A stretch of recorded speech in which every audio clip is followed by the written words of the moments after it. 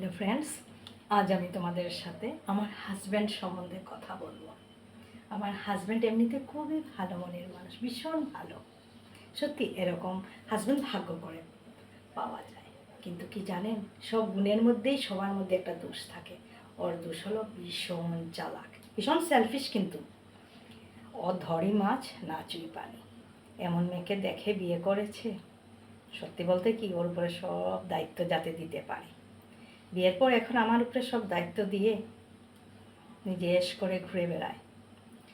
বাচ্চার দেখাশোনা, ঘরের কাজ কাম, রান্না বান্না, আত্মীয় স্বজন যাবতীয় যত আছে সব আমার উপরে দিয়ে ব্যাস খালাস। ওর কিন্তু কোনো ব্যাপারে কোনো চিন্তা নেই যে ঘরে ওর বউ আছে, সব মেনটেন করে নেবে, এইটুকু বিশ্বাস কিন্তু ওর আছে।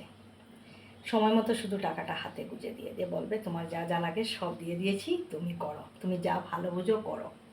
কী করবো এখন আমি? আমার তো সব মেনটেন করতেই হবে। এত চালাক আমার হাজব্যান্ড, কিন্তু ভীষণ ভালো।